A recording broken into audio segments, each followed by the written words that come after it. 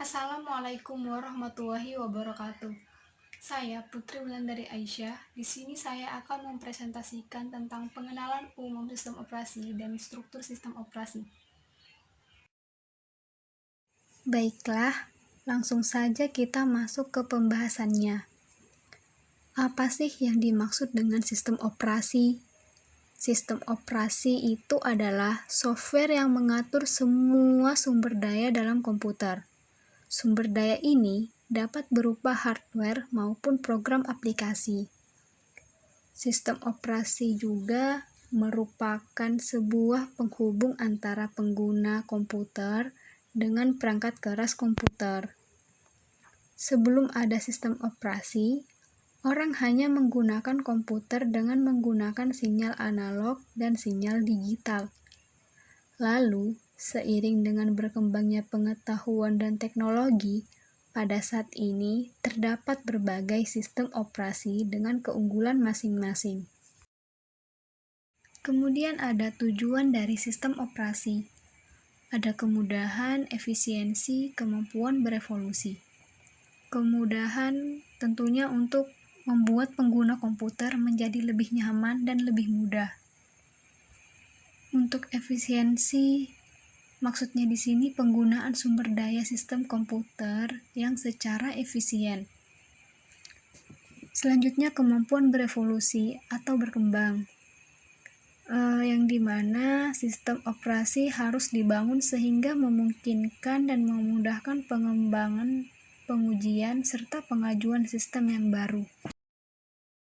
Secara garis besar, tugas sistem operasi yaitu yang pertama, sebagai penghubung antara pengguna dan program-program yang ada di dalam komputer. Itulah mengapa perintah yang diberikan pengguna dapat dimengerti oleh komputer. Yang kedua, sebagai tempat meletakkan program aplikasi. Jadi, sistem operasi ini juga berperan sebagai tempat menanamkan program aplikasi. Yang ketiga, mengatur sistem kerja dalam komputer. Nah, sistem kerja komputer akan kacau jika tidak ada sistem operasi.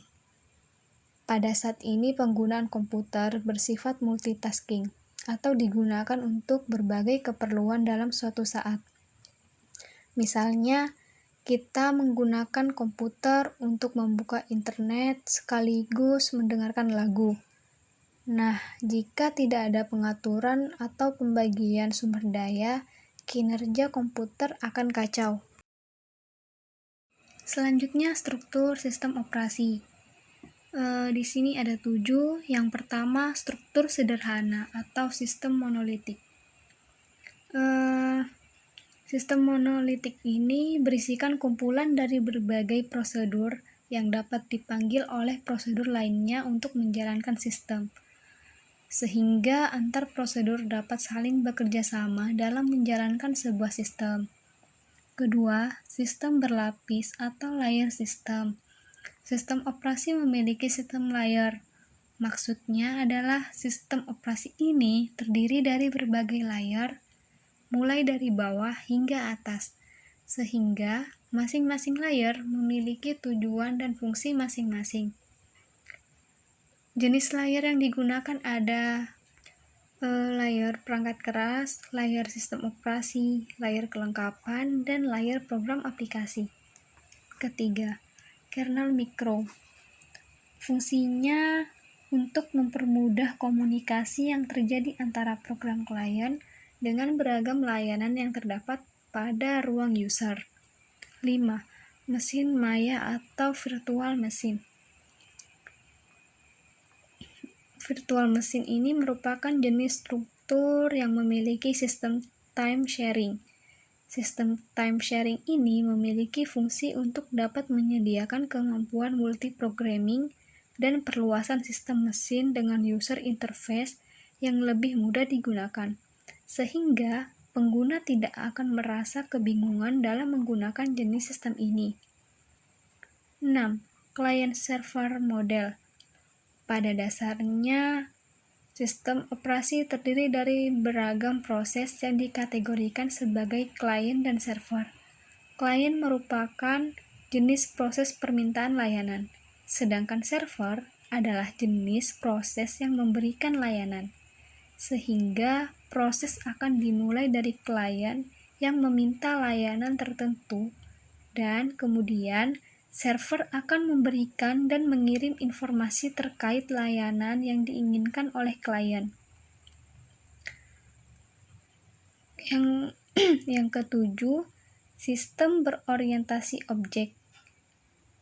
Maksudnya adalah pendekatan sistem operasi yang strukturnya menggunakan objek, sehingga pendekatan ini juga mengadopsi dari teknologi yang berorientasi objek.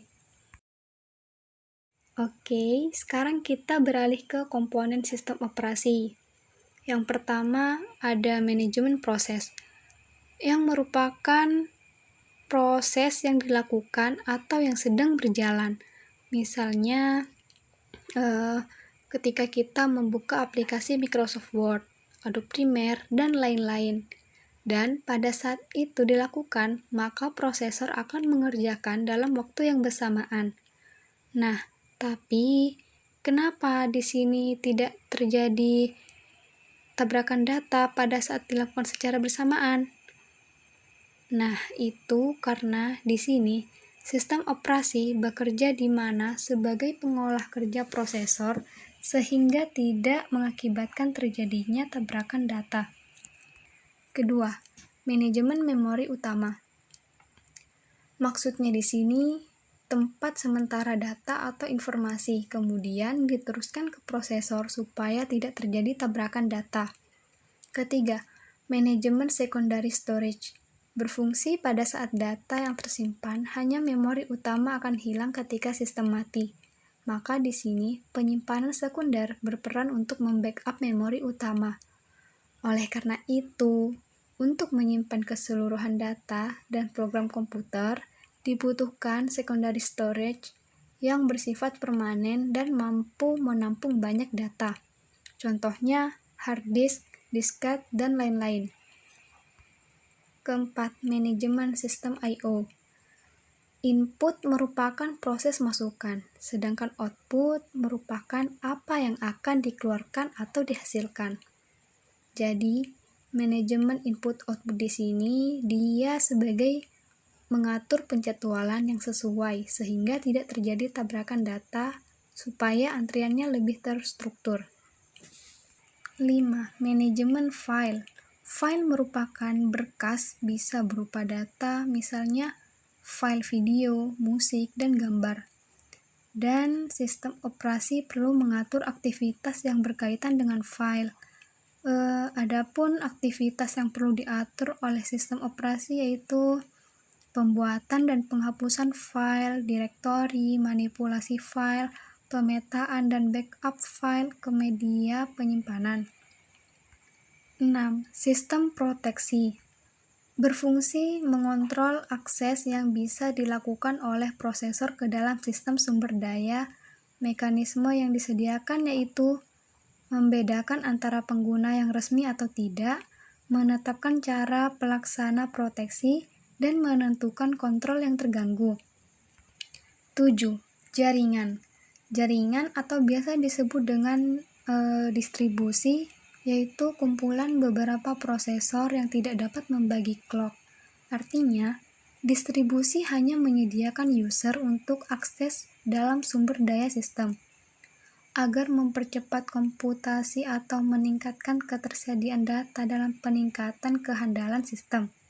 Yang terakhir, command interpreter system, yaitu sistem program yang hanya membaca dan menerjemahkan pernyataan kontrol, sering dilakukan pada Windows dan Unix. Berikut perintah dimasukkan ke dalam sistem operasi yang menggunakan pernyataan kontrol. Ada manajemen dan pembuatan proses, penanganan I/O, dan manajemen penyimpanan sekunder. Selanjutnya, pelayanan sistem operasi. Sebuah sistem operasi yang baik harus memiliki layanan loh teman-teman. Yang pertama, pembuatan program, yaitu Sistem operasi menyediakan fasilitas dan layanan untuk membantu para pemrogram untuk menulis program. 2. Eksekusi program, yang berarti instruksi-instruksi dan data-data harus dimuat ke memori utama, perangkat-perangkat masukan atau keluaran dan berkas harus diinisialisasi, serta sumber daya yang ada harus disiapkan. Nah, semua itu harus ditangani oleh sistem operasi. 3. Pengaksesan I/O device, artinya sistem operasi harus mengambil alih sejumlah instruksi yang rumit dan sinyal kendali agar pemrogram dapat berpikir sederhana dan perangkat pun dapat beroperasi. 4. Pengaksesan terkendali terhadap berkas, yang artinya disediakannya mekanisme proteksi terhadap berkas untuk mengendalikan pengaksesan terhadap berkas. 5. Pengaksesan sistem, artinya pada pengaksesan digunakan bersama. 6. Fungsi pengaksesan, yaitu menyediakan proteksi terhadap sejumlah sumber daya dan data dari pemakai, serta menyelesaikan konflik-konflik dalam perebutan sumber daya. 7. Deteksi dan pemberian tanggapan pada kesalahan, yaitu jika muncul permasalahan pada sistem, maka sistem operasi harus memberikan tanggapan yang menjelaskan kesalahan yang terjadi serta dampaknya terhadap aplikasi yang sedang berjalan. 8. Akunting, yang artinya sistem operasi harus bisa mengumpulkan data statistik penggunaan beragam sumber daya dan memonitor parameter kinerjanya. Kemudian ada sistem call, yang menyediakan antarmuka antara program yang sedang berjalan dengan sistem operasi. Sistem call biasanya tersedia dalam bentuk instruksi bahasa assembly. Pada saat ini, banyak bahasa pemrograman yang digunakan untuk menggantikan bahasa assembly sebagai bahasa pemrograman, sehingga sistem call dapat langsung dibuat pada bahasa tingkat tinggi seperti bahasa C dan C++. Selanjutnya ada macam-macam sistem operasi. Di sini ada beserta gambarnya. Di sini ada Windows, Linux, macOS, Unix, dan lain-lain. Baiklah, sampai di sini presentasi dari saya. Kurang lebihnya mohon maaf. Wassalamualaikum warahmatullahi wabarakatuh.